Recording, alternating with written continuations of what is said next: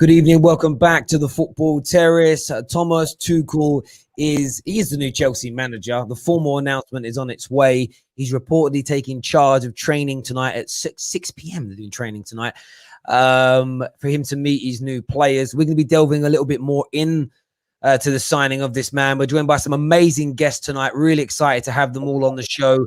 Matisse making his second appearance on the Football Terrace. A man like the Grand Dam making his debut, and Spurs fan Henry Wright from Henry Wright TV here as well. Do me a big favor and smash the like button, hit the share button as well. We are going to address a little bit of drama a bit later on as well in relation to Monstar on the Football Terrace. I want to cover that off just so people have an understanding of what exactly is going on, but we'll delve into that a little bit later. Let's go check out our guests. Henry, the great Dam, man like Matisse, and I have Matisse now. He's back at his desk. How's it all going, gents? Yeah, I'm very well. Interesting to talk about Chelsea again, but it is what it is. I'm looking forward to it. Oh, listen. You've already done that, making the appearance on the Football Terrace. You might think we're here to play. Nah, boss. We're in the building, in the cut with all my man them. You get me? We're here to talk football, Tuchel and that. A lot of stuff is popping off right now, but yeah, I'm glad to be here. It's nice to have you on. It's nice to have you on. And obviously Matisse coming back again. So much has happened with Chelsea in the last 24 hours. When I reached out to you guys in the weekend to come on, I knew the writing was on the wall for Lampard, but didn't expect it to happen with the speed it did. There's been such a mixed reaction from Chelsea fans as well. We've had the weirdest stuff. He got sacked because he's white and British, which I've found exceedingly laughable. Yeah, exactly. Like I saw that rant. We also did a bit of a statistical breakdown on this morning's show, and that actually been quite a lot of British managers managed top 6 clubs in the last 10 years. It just goes unnoticed anyway. And then the other half really happy he's gone. I want to start with Matisse here. Like Lampard's out the door, Tuchel's on his way in. Like, what's been your reaction to this? The writing was on the wall because after Leicester and after Fulham, the performances were not great. I said many times in the last couple of weeks that the board and Chelsea as a whole couldn't and wouldn't tolerate finishing outside the top 4 this season. And from the moment that it looked like that wasn't going to be a very realistic possibility, they would make a change, because you look at the climate we're in financially, Chelsea spending all their money that they did in the summer, the fact that they had obviously, no gate receipts as everyone else, they're going to take Champions League money very, very seriously. So, and also the fact that Lampard only had 1 year left on his contract after this season as well. So for me, it was always a little bit suspect in the beginning when we even appointed him in the first place with the lack of experience. I felt like we rushed him into the job when really he probably would have been better served to go into other clubs like Steven Gerrard has done, John Terry learning under Dean Smith, Arteta learning under Pep, and learning the game more. But Chelsea rushed him in due to their circumstances, and this is how it's gone down. So it's a shame that he's been kicked out so viciously and so quickly. But in my opinion, after the Leicester game, after what I saw from that performance, we did have to get rid of him, unfortunately, respectfully, because we was never going to improve, in my opinion, this season. Yeah, and Dan, from your point of view as well, I mean, there's been a lot of talk of they shouldn't treat a legend in this way. Do you think Lampard's legendary status at the club should have any bearing on how he's treated as the manager? Bro, Lampard came into this job and he said we should not judge him as a legend. He said that himself. He said he wasn't going to treat it like a legend thing. And I expected the fans to do the exact. I mean, I wasn't expecting the fans to not treat him the way he is, because once again, if his name was Frank Dino Lampardino, we would not have wanted him. You understand? If his name wasn't Frank Lampard, he's going out the door like any other manager. I keep telling people, I know Di Matteo is not in the same legendary status. Man came and won the Champions League. You know what I'm saying? This man wanted that cup for the longest time, and he got kicked out the door. Obviously, wasn't the long-term manager, but he got kicked out the door. And Charlotte, big man thing, that came into the squad, got 2 good trophies. Next season, he finished second, and then they sacked him in the tunnel. They gave him his P45 in the tunnel. So with Lampard, he rightfully said at the start of his tenure, he said, you man should try not to break this down as one of the. You shouldn't look at me as an ex-player. Do you know what I'm saying? Don't look at me as an ex-player. And that's how a lot of us looked at him. I was one of the people that tried to be as objective as possible. But once again, it's almost impossible for me to not look at him like the ex-player that he is. Because like I said, managerially, he was not in his bag. He was never in his bag. He should have taken the Gerrard route, like I said. But hey, the club were ruthless. They were ruthless with it. They were quite snaky as well. I've listened to a lot of the reports and seen a lot of the stuff that's come out. But hey, We've seen this before. Was expected. 15 managers in 16 years. Come on, Chelsea stuff. Listen, you're speaking my language there, bro. In the sense of, I'm hearing this. There's no romance. We don't treat people right. I'm thinking, where have you been for 18 years, bro? This is Roman's Chelsea. He's ruthless. He sacked your greatest two managers in the history of your football club, in Ancelotti, in Jose, in terms of trophies. He was always going to be treated like this. I think there's a little bit of soreness with some Chelsea fans as well that kind of push this narrative for 2 years of, we've changed. We want to build a legacy. We want to build a culture. It's going to be about developing youth. I'm just like, listen, that isn't your legacy under Roman. If Reece James is, in my opinion, your most talented young player coming through, in my view, and everyone might have a difference of opinion, but I think he's amazing. If he goes for a 6-month period where he's not hitting the heights, nobody would be shocked if you go out and spend £50 million on a right back, because that's how Roman Abramovich operates. I'd love to hear from Henry on this. I mean, you're looking at this as a Spurs fan. Do you understand why people are upset with Frank Lampard's sacking? Or do you think, well, actually, Chelsea fans should suck it up because this is what's made them so successful in the last 18 years? You look at Abramovich. He sacked. Well, shout out first to Jose Mourinho. It's his birthday. Chelsea's most successful manager, you could say. It's a results business. He's ruthless. He gives no one any time. You know, we were talking. Me and Easter were talking on a video last week about the Di Matteo. They said his form wasn't very good in the league, and they sacked him. But he's sitting 9th in the league after that amount of money you spent. You can't give a manager with that much inexperience such a big job. You know, Chelsea and Manchester United, you could arguably say, are the two most stressful clubs to work for, in because they constantly, if you don't get results, you're out the door. You know, Jose got the sack from Man United for winning the Europa League and the League Cup.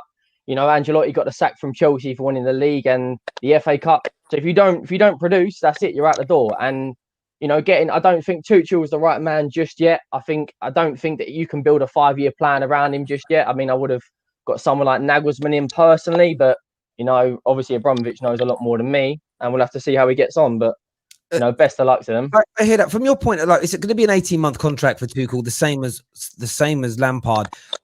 Are you excited about this appointment, Matisse? Do you think he's going to come in and give you what's needed to get back towards challenging towards titles, or are you undecided?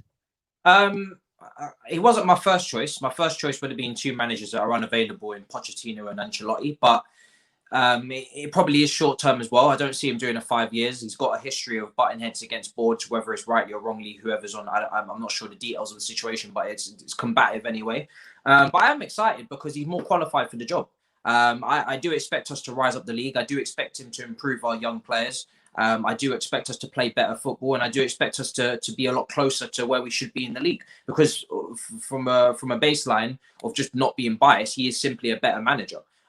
He's simply more experienced. You know, Lampard, as much as I love him, you would not have put him in the top 10 of Premier League managers in terms of ability, you know, knowledge, because he just doesn't have the experience. So we should just improve just on a pure basis from that. But no, I'm not expecting it to be 5 years. Nagelsmann, I hear what you're saying, but he was never going to move mid-season from Leipzig anyway.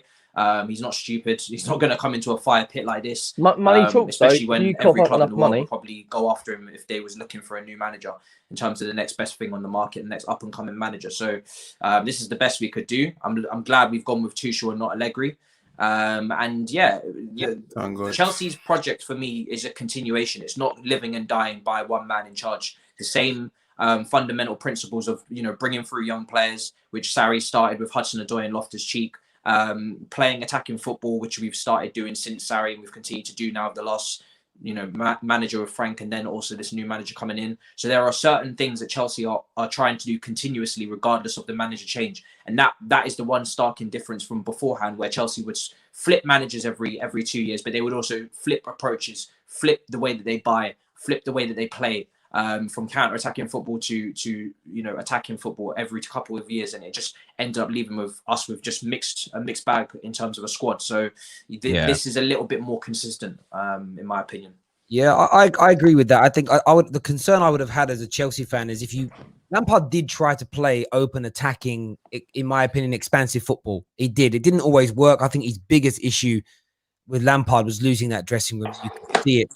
I know that not all of the stories are going to be accurate, But you know, when there's too much smoke for there not to be a little bit of fire, and the kind of ignore. It was very toxic Jose-esque, ignoring players for months, singling out certain individuals. I wouldn't be surprised in 6 months if we saw an announcement in Hello Magazine that Mason Mount and Lampard are getting married. Like their relationship was very close. It's like, geez, like I don't love my son that much. I do. It's a joke, but there's a lot of closeness in that. Do you know what I mean? From your point of view, though, the Grand Dam, Tuchel's coming in. It comes with such a split sort of opinion from fan bases. Some think he's this amazing. Like Rio Ferdinand's words were like he's one of the most sort of inept, one of the most in-depth, kind of thoughtful, tactical managers and football people he's spoken to. And then there are others that think he's an awful man manager. How excited are you about his appointment, and what do you think he can achieve at Chelsea? Bro, Matisse can share the sentiment. We get to see football, you understand? We get to see dynamic, nice football. The thing with Tuchel is, once again, it wasn't my first choice. Nagelsmann, everybody knows that's what I wanted. Even Matisse brought up the point of Pochettino and was it Ancelotti or something like that. I love those two as well. But Tuchel, I've always rated him. I've watched his all the stuff he used to do before. I took some time out before. This is even before we got linked to him properly, to listen to some of the stuff he said in conferences. And you can tell he's supremely intelligent. You understand? Supremely intelligent. Man dresses like an ASOS model, so we need to sort that out. I don't know what my guys' outfits are currently like at the moment. I can't see that kind of drip on the touchline. But all jokes aside, my guys, he's a really good manager. He's really intelligent. And obviously, as a Chelsea fan right now, I'm very, very excited by the prospect of him managing my football club. Do you get where I'm coming from? So overall, I hear you. Sorry, my daughter come in. She's crying because I won't come and play with her. She's like, "Come play with me, Daddy." I'm very sorry about that. I said, "No, I'm working." She's like, "Oh," crying. I hear what you're saying there. I'm so intrigued because when you see like half the footballing world say he's an overrated kind of sort of football hipster, and then the other half saying he's absolutely brilliant. I'm really excited to see what he can do. From your point of view, Henry, of course, Chelsea fallen away a little bit this season, but they do have a great squad. They have a powerful bank balance and checkbook in Roman. Do you see this, from the outside looking in, do you see this working as a new manager in a new direction for this squad?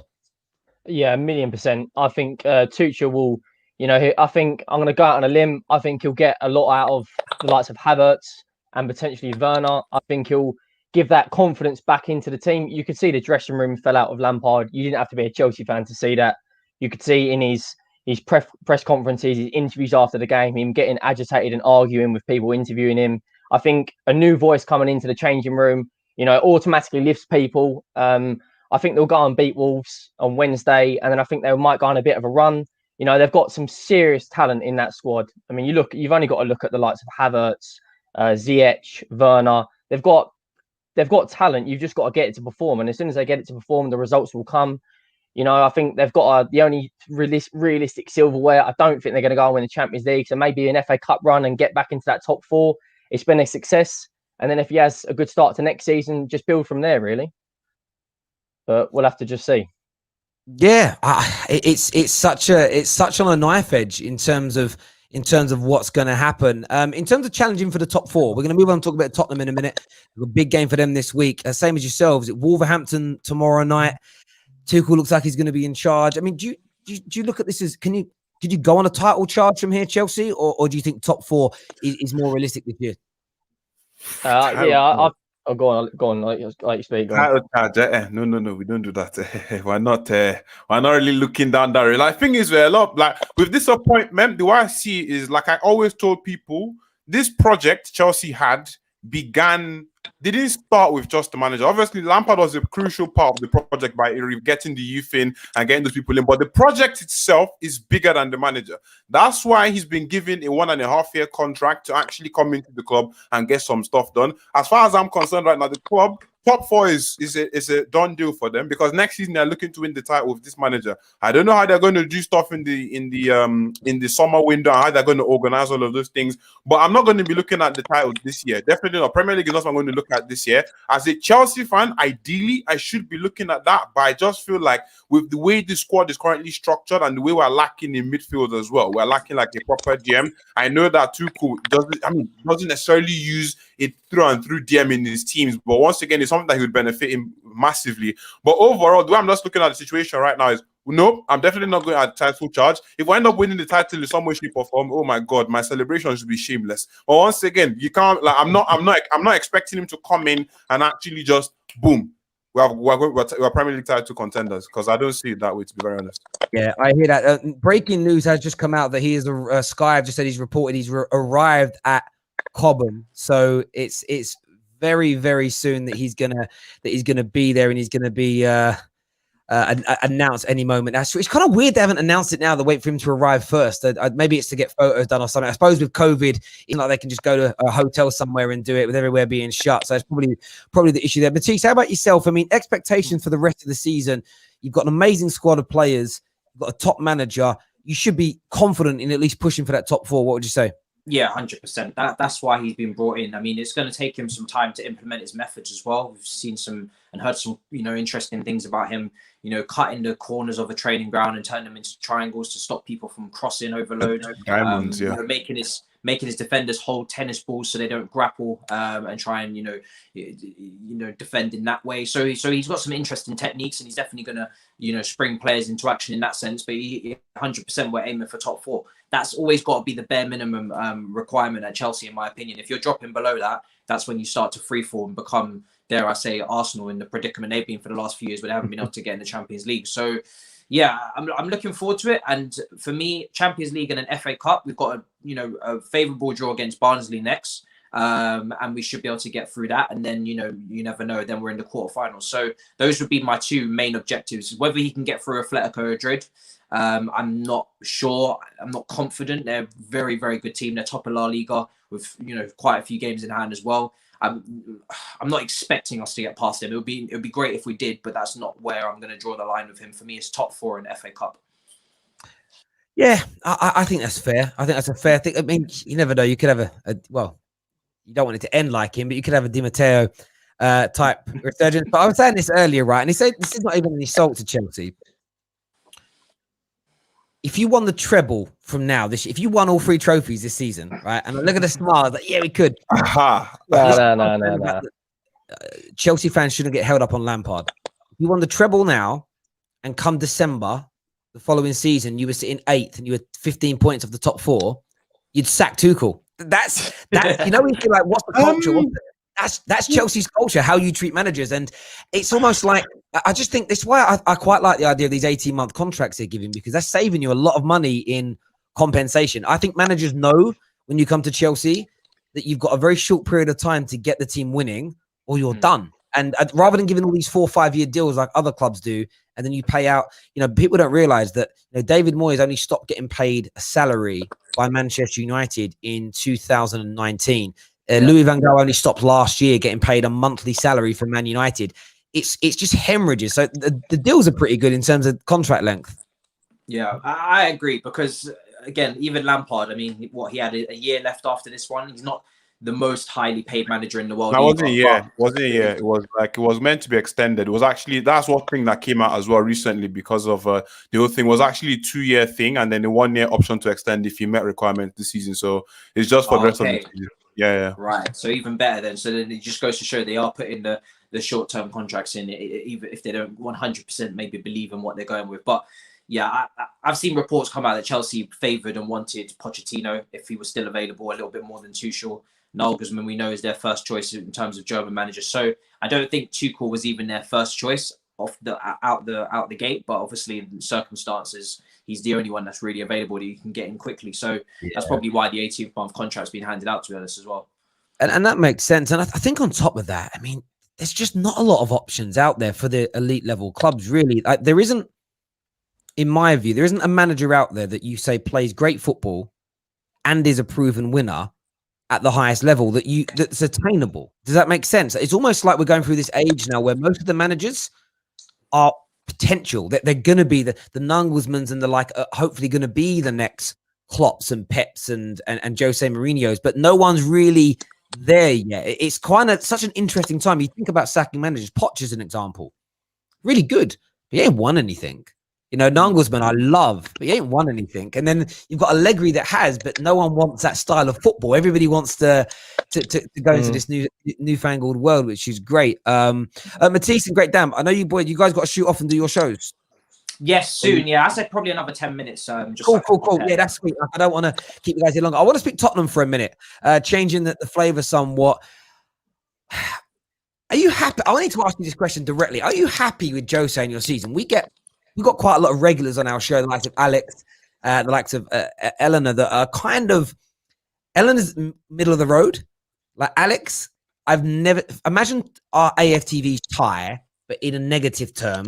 Just everything, like he gets to a final and he's like, that's not progression. If we win a trophy, he says it isn't progression. He'll do anything to shit on Jose. Where do you sit on your season as a whole and your future under Jose Mourinho? I'd love to hear it. Yeah, I actually watched the show yesterday. You were talking about Eleanor and the negativity. Being in a cup final, I don't understand how you can be negative.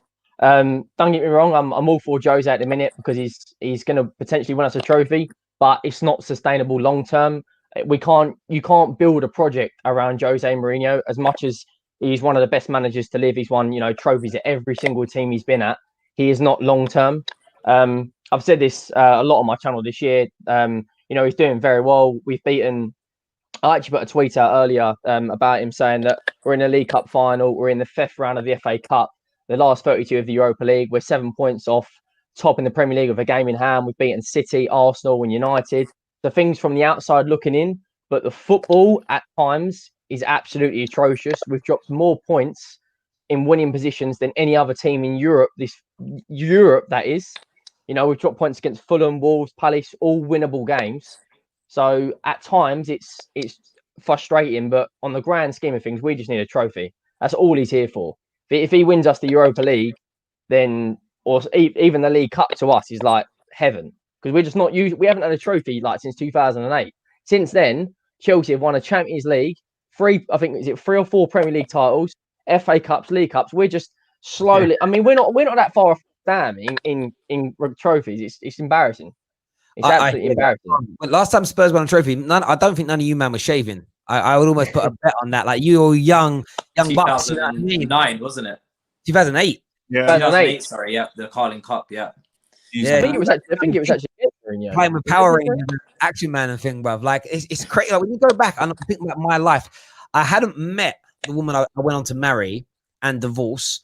I hadn't had children. I think that's such, I go back to where my life was back. I'm like, that's a long time, bruv. Like Man United were amazing back then. It's crazy. I think you got a big game this week though. You play Liverpool. I want to go to Matisse on this. Who do you think is going to pick up the points there? Spurs or Liverpool? I had it in my head as a draw, but I think I'm leaning towards Liverpool ever so slightly because I just think there has to be a bounce back from what Manchester United have done to them in recent weeks in terms of just shaking them up.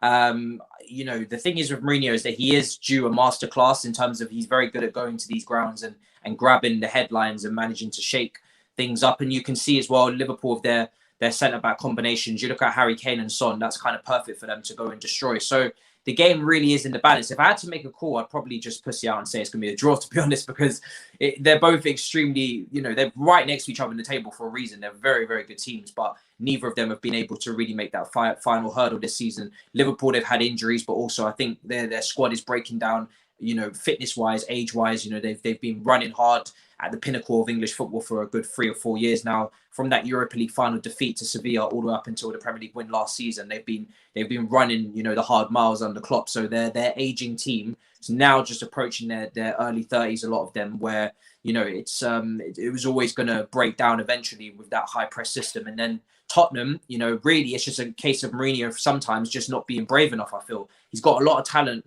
going forward.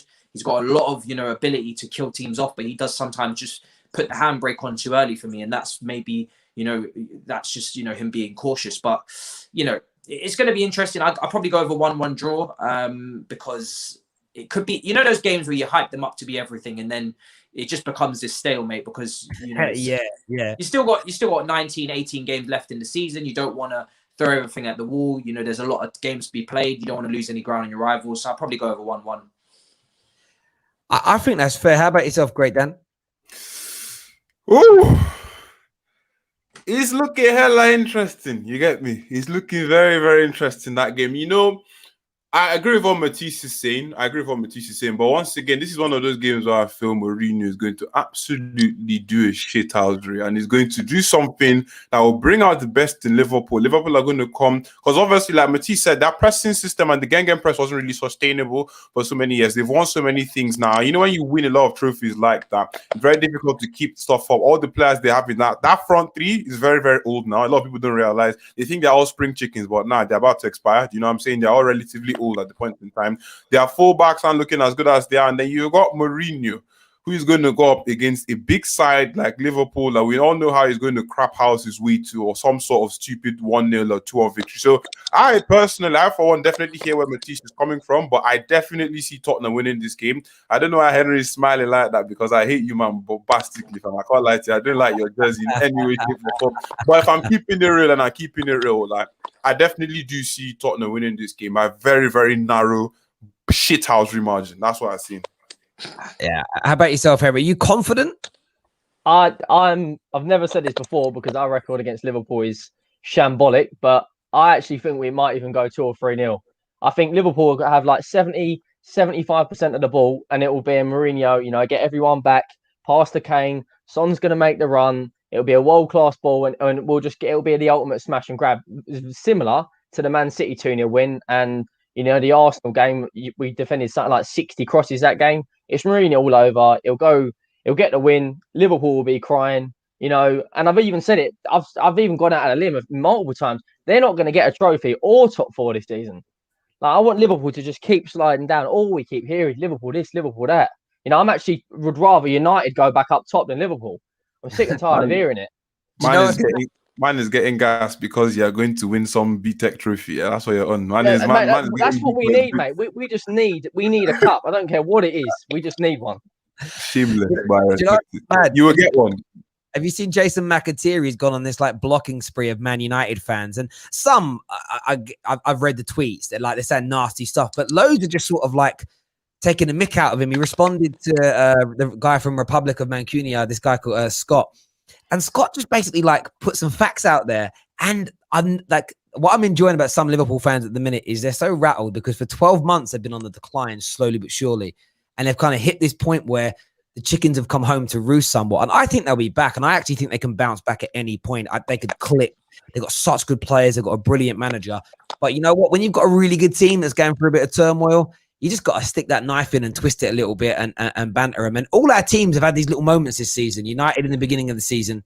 You know, Chelsea have had theirs in the last 4 or 5 weeks. I mean, Arsenal are a madness. Like it might lose. They've got a big game tonight, but they went through that sort of 2-month period where I just thought they're never going to win another Premier League game. And then they hit a little run of form where you're like, they're 3 points behind Chelsea that were title contenders 5 weeks ago. It's a madness, but it's a great season. And for us as content creators, I think it's great to have so much to talk about. Quickly before you guys go, I want to ask you about Manchester United and what they're doing. I mean, do you think there's the staying power for a title push, or is this just going to help cement their top 4 place? Like, where do you guys see United sort of finishing?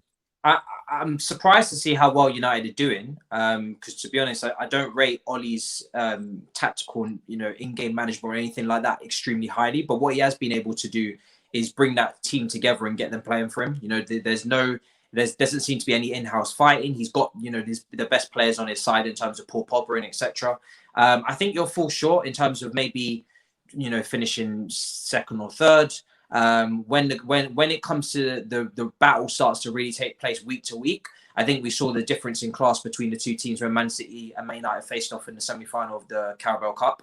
And I think Man City will end up winning the league in terms of the quality that they've got. In saying that, De Bruyne's injured as well, so you never know what injuries are going to come about. So I have a friendly beef with Man United fans on Twitter. So I really hope you guys don't win it, because that will be ridiculous. I have to deal with Saeed and all of these guys. I don't know. That's long. It's mad. Like this is how I know United are waking. There's 2 things I've seen this week. Man like Saeed has already started doing it. He was on a show with me a few weeks ago.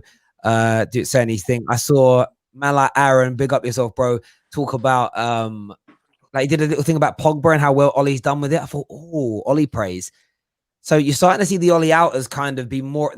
I think they're gearing it up for, we might do this. So I need to kind of lay the seed and foundation now to be able to celebrate like unashamedly and not put out. I get that. Like we've all been there. That's why I apologized a year ago for being an Ollie outer. I saw that something might brew. I thought it'd be an FA Cup or something, not this.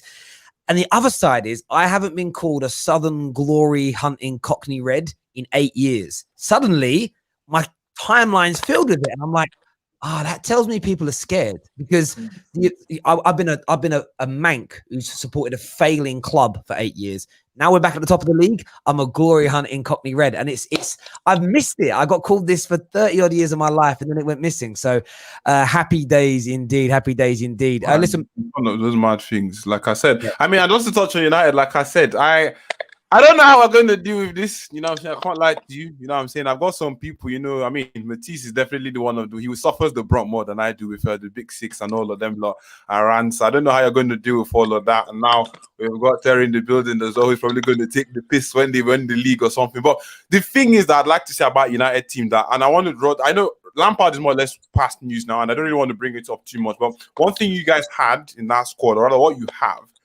individuals who can take the game by the scruff of the neck and can actually get stuff done. You have model professionals, not necessarily an attitude thing, but on the pitch. You've got Paul Pogba, who can do what he did against, was it Fulham or whatever it was? That was a 30-yard shot out of nowhere. We don't have players like that. And that's one of the reasons why I feel United are actually in the position that they are, because you signed a player like Bruno Fernandes. You've got people in the backroom staff that can gather stuff together and get things all back on their wheels. And then you've got like some top players as well. So, hey, I don't think you guys are going to win the league. I don't think so, because I don't think it's sustainable right now. I don't see that happening. I think this league is going to Man City. A lot of people think Pep still has it in him, but I think this might be his last Premier League and he bounces. But hey, United, I have to give credit where credit is due. I think you guys have put yourself in a very good position to secure that top four, which is only going to make things more difficult for us. So yeah, that's my thoughts. I hear that. I think it's funny. Really, we've been criticized for a year or two now for having they didn't call them players that have too many moments of excellence, and I'm like, bruv, having 5 or 6 match winners in my team makes me happy. That's one thing Chelsea had for all them years. Drogba, Lampard, he said if it weren't one, it was the other, and it was so frustrating that doing it. We've kind of now in that position as well, which is great. So we'll go from there. But boys, I know you guys have got to shoot off and prep for your shows because it's going to be announced very, very soon that that's happening. I really loved having you both on the channel again, mate. We'll get you both on again soon. Thank you, bro. Much appreciated. Thank you. Take care. Later on. Take care, boys. We'll share the link in the thing below for your channels as well, man. No worries. In a bit. No worries, my bro. Take care, bro. Henry. Sorry. I clicked the wrong button.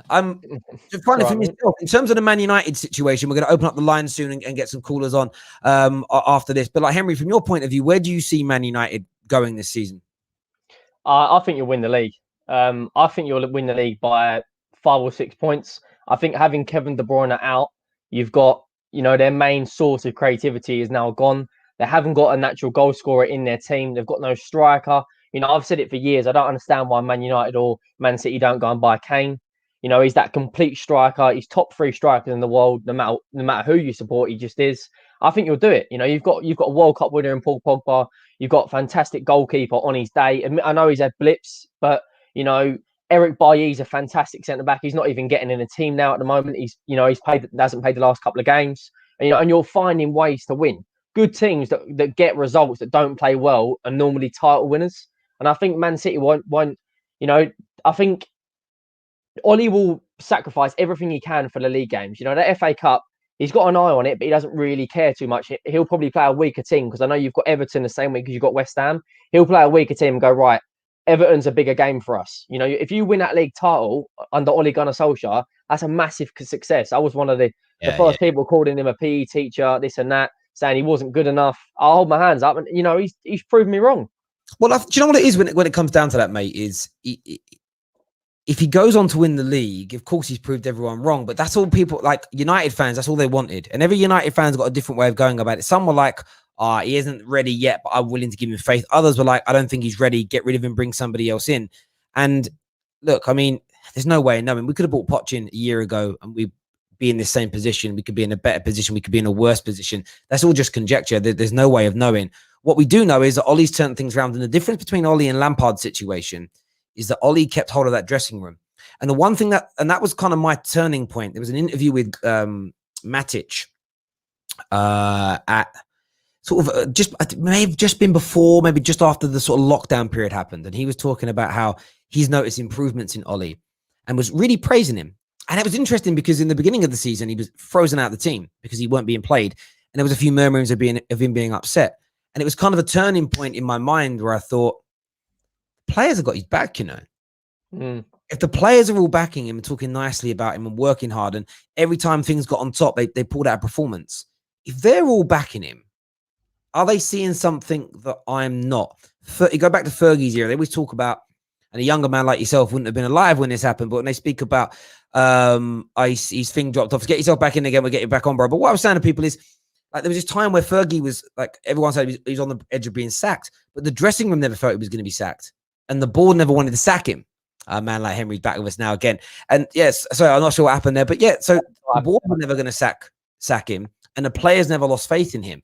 And that was all known internally. And obviously there was less interviews and less insight then to what you get now. And with Man United, there's always kind of been this, no, we're okay. It took me a long time to see that, and that's why I put a lot more faith back in him. But yeah, it's an interesting one to me, bro. But so listen, thank you very much for coming on, having your say, mate. Where can everybody find you? So it's Henry Wright TV on YouTube. I've got a show coming out 7:30 tonight, low down at the lane. We've got Grizz from the Big Six and Aaron also every now and then on there. Me and Toby talking about the top Liverpool game. But yeah, I'll be tuning in. I might even call in afterwards, see what happens. But yeah, thank you for having me on, Brian. I appreciate that. No problem at all. Take care of yourself, mate. All the best. Take care, bro. You too, mate. Bye-bye. Listen, we're going to open up the lines for you to come on, have your say. Tuchel is on his way in. I want your thoughts and feelings on the Tuchel situation. I want to preview some of the games that are going on this week as well. Going to get some of the regular panelists on as well. I do want to speak about the Monster situation, though, because I know a lot of you want to speak about it. And it really isn't too deep from a football terrace point of view. So Monster is not banned from the football terrace. Monster is welcome on the football terrace. In terms of what he's doing on his channel has grown very, very well. That's part of what we're here for. We have other YouTubers on, the likes of Indiana, the likes of Gem, that are on the channel. Have all started their own channels. We've seen, gold diggers and stuff have grown since their involvement with the football terrace. And that's kind of what we're here for.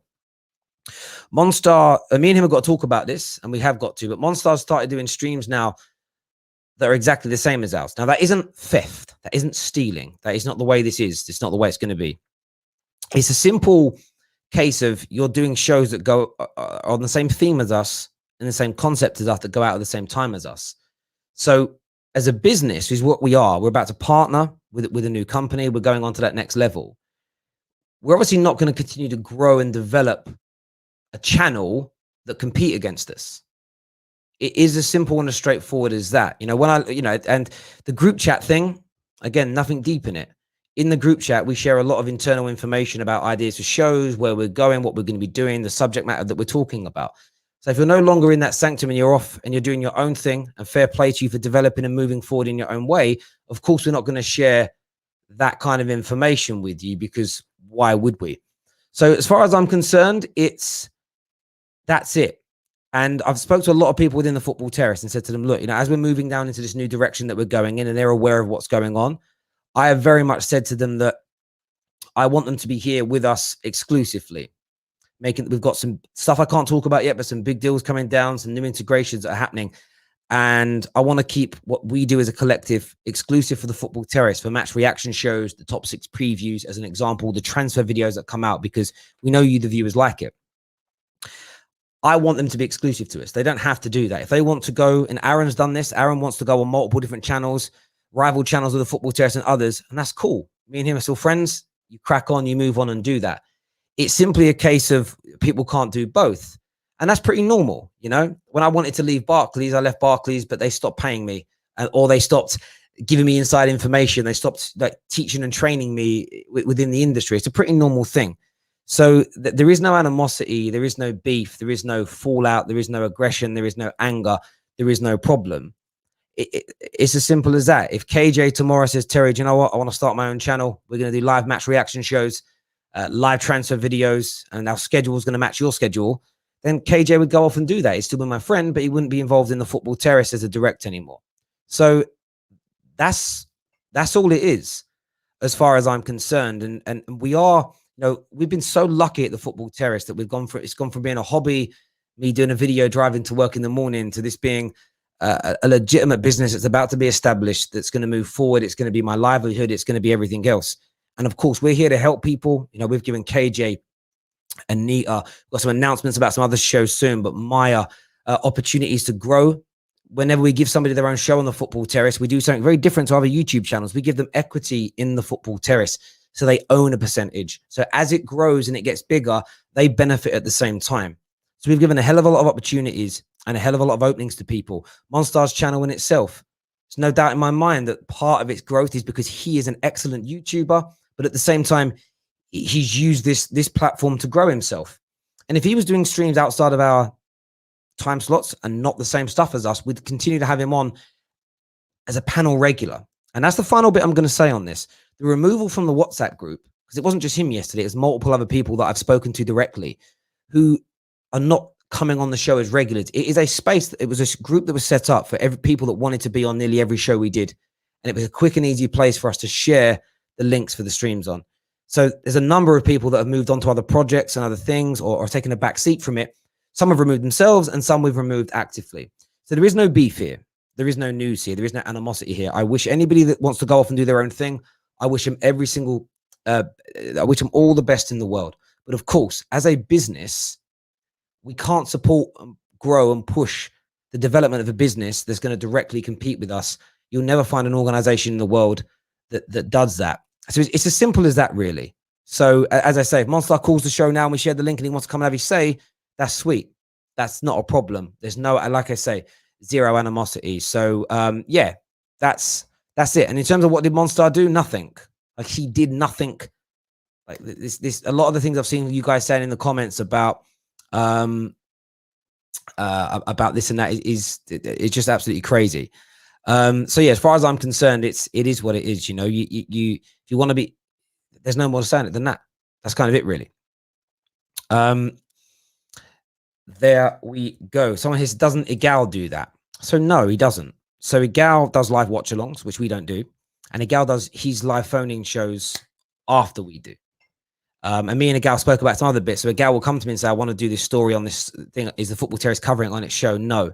So he understands, and there's a respect thing there. Gold Diggers, same thing. Anita and her group. This is what they did off their own back.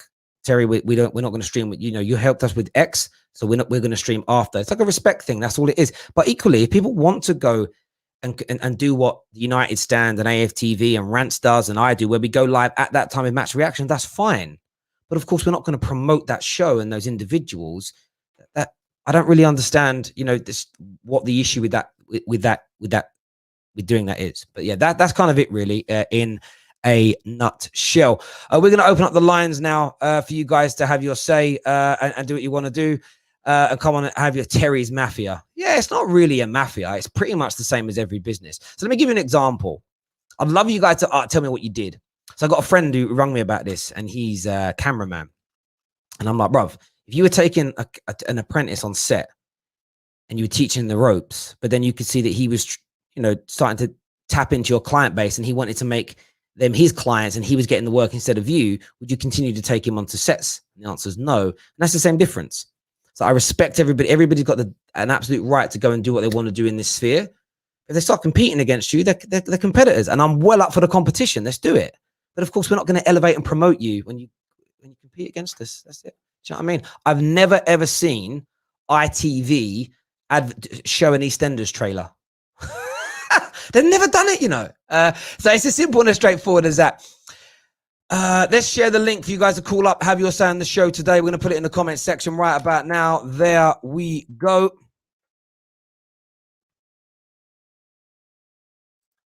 Thank you very much, bro. I appreciate that. There we go. Give the show a call. I had a few super chats during that. They didn't show up. Here they are. First one's from Omar that says, I want Chelsea fans to give Tuchel a chance. Is the first one. Winter Surfer here says, in Roman we trust, we owe him everything. And do you know what, Winter Surfer, when you say that, I'm so glad to see a Chelsea fan actually step up and say that, because how do I put this? I want to put this in the right way. I've seen so many Chelsea fans turn on Roman, and I'm like, Roman's literally made you who you are today. Strip Bear with a super chat, but no comments. What's going on, Strip Bear? Rodrigo Rogers says Tuchel is a very meticulous manager. He probably has a profile for each player. I'm thankful for Lamps for setting up an attacking foundation. This is true. This is true. We're going to jump into your calls here. First up, we're going to get CFCRS on the show. Bro, Tuchel is, I don't know, it might have even been officially announced by now, but he's going to be announced imminently. How excited are you now about having this guy in your team? The Lampard news seems to be pushed to the side. It's all about Project Tuchel and what he can bring. What you feeling, bro? I'm really, really, really excited. I've high hopes for the rest of the season. Hopefully, he can push us into that top 4 spot, because in the nature of this season, just a couple wins on the bounce could really get you amongst it again. Maybe not in the title race, but definitely in for top 4. I think we can definitely get that this season, and then next season, hopefully get back on the road they want to be, which is a title challenge, and he can get Havertz and Werner firing in this latter part of the season. And yeah, I think he can do that for us, and I'm happy with his appointment.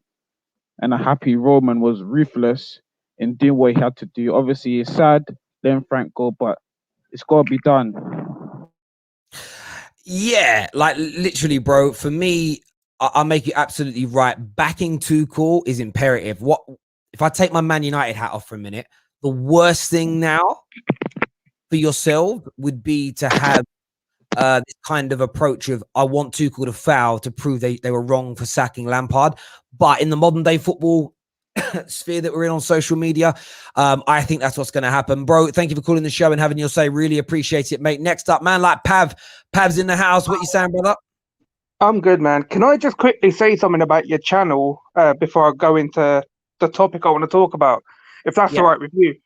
So, like, people in the chat, Terry's been around for years. What he does to other people, he doesn't discriminate against anyone who wants to come on the channel. Like, you don't have to be the best talking, like, in literacy ways, or have the biggest following on social media, or have a YouTube channel. You could come on the show, talk about what you want to talk about, and the guy doesn't discriminate against you compared to what other channels are. Other channels might want to bring someone who's got a bit of a following behind them. So just bear in mind, like, Terry doesn't discriminate against anyone. He lets you come on, say your piece. So for that, I respect the guy, and he's allowed me to come on as a regular fan, as a regular person, to have my say when I can get on the show. So yeah, that's what I wanted to say about your channel. And obviously, you were just talking about Tuchel then. Yeah, obviously, last couple of days, like I said, obviously, Lampard should have got some more time. It's probably a shame because there's not that many British managers who get the chance to manage a top club in like England. And but for Chelsea, it is probably better for them that they bought Tuchel in, someone who is a world-class manager, has got a Champions League final last year with PSG. So I'm actually expecting the guy to come in and do big things with that team, especially with that squad. And if he doesn't, I'm going to be shocked. I will be shocked if he doesn't get something out of that team. Yeah, I mean, it's there's a lot of conspiracy theories. And by the way, thank you for what you said about the channel. It means a great deal to me. Thank you. I think there's a lot of conspiracy. I don't believe these conspiracy theories that Lampard came in as a make weight and they were always planning to bring in another German manager, because they haven't been able to get Nagelsmann, and they've given Tuchel the same 18-month contract that they gave Lampard. I just think there's a new approach. Chelsea are going to keep sacking managers as at the same rate as they always have done. They're just going to keep offering shorter-term contracts. Maybe that's the issue with the Nagelsmann. I think the reason they've struggled with Nagelsmann is he'll want longer, and Chelsea just don't do that. And I think the worst move for Nagelsmann will be Chelsea, because, as I say, I would put money on this. If Chelsea win the Champions League but are outside the top 4 come Christmas, January next season and struggling, they'd sack Tuchel. And there's no longevity as a manager in Chelsea. I think it's a place you can come to demonstrate how much of a winner you are over a 2 or 3 year period, win something, and then you get moved on, or you move on. That's kind of what Chelsea's model is. It's yielded results for them. And I think Chelsea fans have just got to accept that this is the way Chelsea Football Club behaves and will behave moving forward. I think it's as simple as that. Bro, thank you for coming on, mate. Speak to you again soon. Top man. No worries. Cheers, bro. Next up on the show, we have Alex, who's a Chelsea fan. Alex, welcome back to the Terrace. Hey, Terry. How are you? All good? I'm okay, mate. What's on your mind? Yeah, no, just I think I'm excited. I'm actually kind of now looking forward to seeing now, Chelsea play in the next match. I think there's just two things I want to say. So basically, I think Tuchel's the way that he does approach his games are not just kind of one style. He does change things up without, which could be a positive. He also kind of used to play at PSG, kind of the 4-4, kind of the 4-2-2, like 4-2-2 kind of formation. Yeah. So it can be kind of interesting going there. I think coming back to Frank Lampard and there's kind of this whole era about how some of the players that he did, apparently Lampard only really wanted Ben Chilwell, and then the rest of the other players were actually Abramovich, let's say, board players to bring in. I think there is still kind of this point that Chelsea are trying to rebuild that core that was maybe 10 years ago of the John Terry, Drogba, kind of Lampard, kind of core players that can, be at the club for the next 5 to 6 years. Yeah. And kind of, and then I think Man U, I think now for Man United is their tide to lose, because I think Man City lost De Bruyne. Now Vardy looks to be out for the next month or so. If Man U, gather up some more points. And at the moment, the thing is, Man United, I think they're a confident squad at the moment. I think that's everyone thinks like they could slip up, but I think they do have those key players that will actually win the matches. And one player that actually can do you well this season is Cavani. Even if he's only here for 1 year or 2 years, and then he might retire, he can be that player that could actually maybe, win you the title. I think I can see that happening actually. Maybe. I'm still not. I still want to see Man United win a few more games and see how we push through. And look, I think City will be all right without K. I think City did the Centurions without KDB, but we will see. Alex, thank you for coming on, mate, and having your say, brother. Really appreciate that, mate. Thank you. Next up, man like Eye Test is here with it. It is the Eye Test. We had a few imposters recently. Eye Test, welcome back to the show. What you saying, mate? Yes, I'm here to defend Lampard because go on. First of all, I don't think he's a good enough manager. Yeah, but at the same time, I believe this guy was set up to fail. Let me tell you why. Yeah, when he was hired, I believe he was only hired because of the transfer ban. Because if you remember, when he was hired, Chelsea had a transfer ban, and it would have been very hard to get a manager, a top quality manager, with this transfer ban, and there wasn't even many available. So I believe that Roman hired him with the thought of this guy is only going to be here as almost like a long-term caretaker until the transfer ban is over and I can get a better manager when there's better managers available. And another reason why I believe he was set up to fail is because I'm hearing that Chilwell was his only signing that he wanted. Most of them were club signings. Werner, club signing. Havertz, club signing. Ziyech, club signing. I don't know if it's true, but someone told me. Yeah, do you know what I would say though, that, bruv, is again, this is where people have got short memories, or maybe the younger generation don't remember, but that's been happening at Chelsea the whole Abramovich era. When you take the Chelsea job, I believe you have to be aware that the club's going to dictate to you certain players that have got to play. The club's going to dictate to you who you're going to buy. You don't get your own way for a long period of time. You might get a summer or two where you get it, but every manager has fallen out with the board, pretty much. That's how it feels as an outsider looking in. Every manager has complained that they didn't get the players they want. Every manager has complained that they were given players, they signed players that didn't fit their system. They know this. So it's not about being set up for failure. I don't believe there's anything that's happened here to Lampard that is abnormal to any other manager. Jose's first stint, Ancelotti's first stint. I just think people are trying to make it sound like it's a problem. No one complained about it then. They said, well, that's the Roman way. Now it's Lampard with this kind of British bias that you're seeing from some of these pundits and journalists. There's almost this element of, it's terrible that a manager is told by the owner who he has to play. None of you defended Jose with that when it comes to Shevchenko. For me, Lampard took this job. Lampard knows better than probably any other active manager. in world football what goes on at Chelsea, how it works, how it operates. He knew exactly what he was getting himself into, bruv. And you know what? He played with fire and he got burnt. You see, if he knew, obviously that's his fault. But at the same time, how do you expect a man to succeed with players that aren't his? When Chilwell was his only signing, the only player he wanted Rice. They didn't give him Rice. Yeah, I'm sure he asked for a couple other players. He didn't get them, but he got players he didn't want. So I don't expect him to achieve when that's not his players. And also, I believe also that when you hire a manager, yeah, you need to back them fully. And as I said earlier, I believe Roman had the thought of this guy's gonna be a long-term caretaker manager. So I believe that if Roman was fully backing Lampard, he wouldn't have sacked him now. Because you see what the Oli reign has taught me? It's taught me that managers need time. And Lampard wasn't given the opportunity to get out of this bad run. He had a good season last season, a decent season last season. He got top 4 with a youth team. Yeah. This season it hasn't been a very good start. Yeah. But straight away he got sacked. He wasn't given the time to fix this situation. It's not. This is what you got to remember. Oli was given time because the dressing room was universally behind him. It's become so fractious. The thing is, how can you expect a manager to win when he doesn't get the players he wants?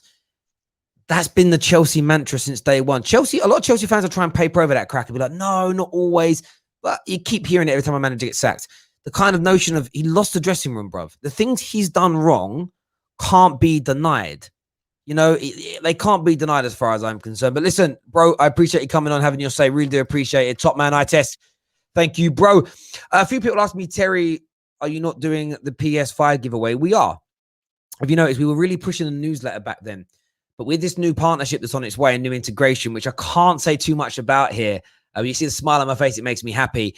We're going to be encompassing it all into that. So if you have noticed, we haven't been sending out any of the emails or the text messages like we were, because part of this partnership is to integrate with something bigger and better. So we're saving that. We've still got the Rode mic here ready, waiting. Obviously going to give away this Manscaped box as well, but we're waiting for the big launch of everything. So bear with us. And it was a giveaway for doing nothing. It wasn't like we were asking you to text in numbers and spend money. So this isn't, So I thought I'd just address that. I know I've got a few trolls in here today trying to cause a little bit of trouble, but I thought I'd calmly and elegantly tell you to stop being a knob.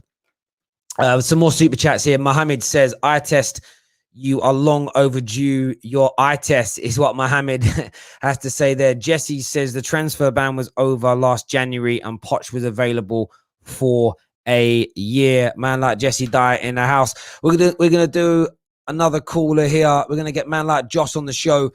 Josh, welcome back. What do you want to say, mate?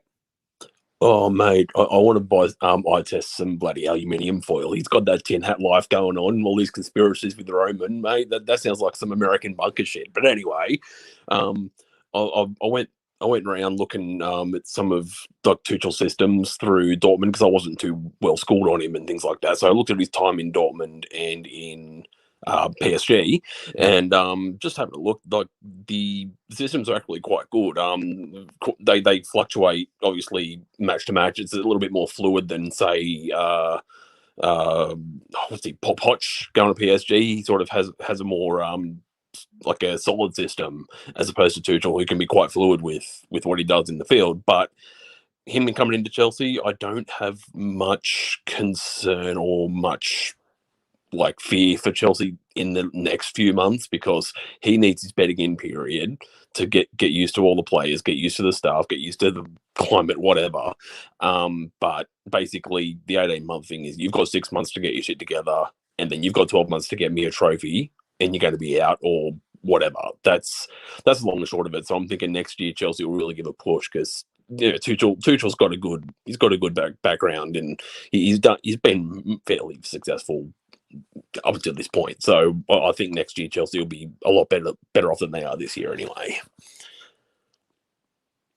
Yeah, I hear a lot of what you're saying. I think it's important that people understand Tuchel, because I think there's just a lot of preconceptions for things that have been said by fairly unverified sources and whatnot. And I think he's really talented. I think he's really talented, and there's a certain air of sort of disrespect that's gone towards him. And I do and I don't want him to. I want him to do well to prove some people wrong, because I feel he doesn't get the respect a manager of his quality he deserves. Of course, I want him to fail though, because Chelsea. he's a Chelsea manager, and why would I want a Exactly. Chelsea manager to do well? It's a difficult one. Josh, thanks for coming on the show, mate, and having your say. Yes. Really do appreciate it, buddy. Thank you. Next up, we're gonna have Jezza. Jezza's back with us. What you saying, mate? What's up, Terry? You good? I'm very well, mate. Yeah, this emotional Lampard nonsense is boring me. I've been hearing it the whole day. But why? My question is why is everybody acting like every manager gets the players that they want? I get that he might have asked for Declan Rice, but he got enough. Let's not pretend about it. There was nothing. I mean, week in, week out, we were all saying he's got his team selection wrong. We were all crying out for Callum, and you don't have, like with you guys, with Manchester United, when your team comes out, you're smiling, you're happy, you're excited every single time. Whereas with us, we never really understand these decisions. So I'm just glad it's over.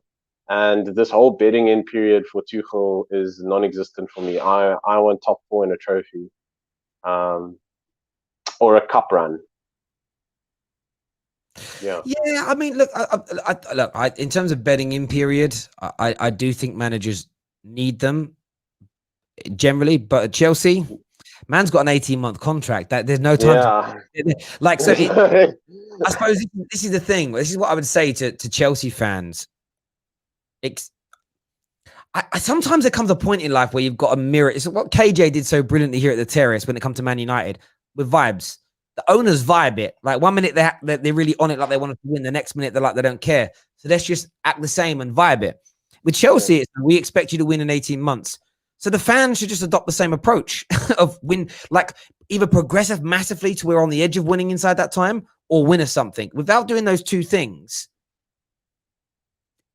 you're gone. And this was, everyone talk about what's your philosophy, what's your culture as a football club.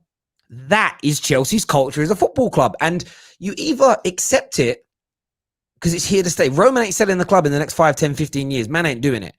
It's not changing. So why spend the next 10, 15? And it ain't like you don't win with it either, bruv. Like, exactly. That's exactly my point. It's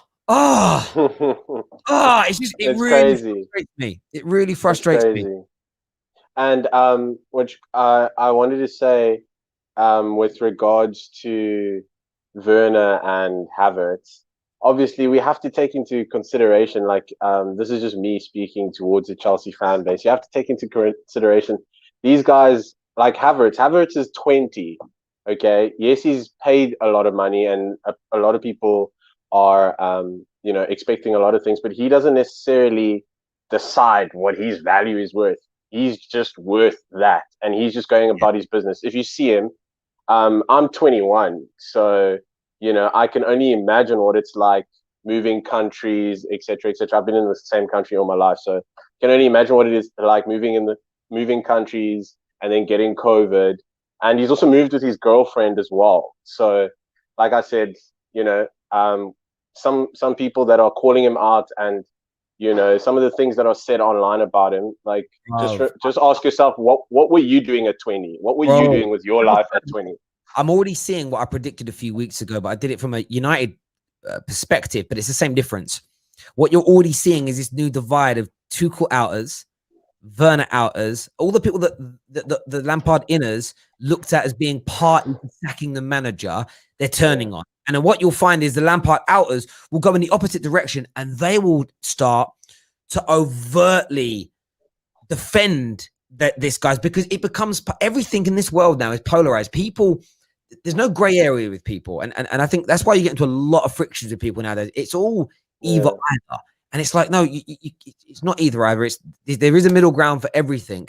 People don't want to listen to the middle ground. They want to go, I'm either X or I'm Y. Nah, bruv, you're in between those two things nearly always. And it's going to be an interesting watch now. I am hearing that Zaha has scored an amazing goal. Well done. I don't know why you're telling me. Ain't like I don't like. I've always rated Zaha. I think he's amazing. I don't know what. Listen. I'm in the mud. He's having a really good season, so I'm in the mud on that one. There's no doubt about it. Terry, I wanted to say he's actually very lucky that the fans aren't, in the ground because, like, I like Rory. I have nothing against Rory. I've been watching Rory for a long, long time, but obviously, this isn't the first time that he's disregarded like the global fan base. So I just hope, people don't like. My little brother watches Rory, for example, because Rory's been the Chelsea guy for a long, long, long time in the sphere.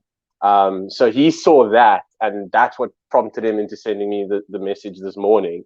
And I just said to him, like, this is somebody who is in England, in London, and he's caught up in the whole romance of it. And Chelsea, we don't do romance. Arsenal do romance with Wenger, and look ultimately what happened there.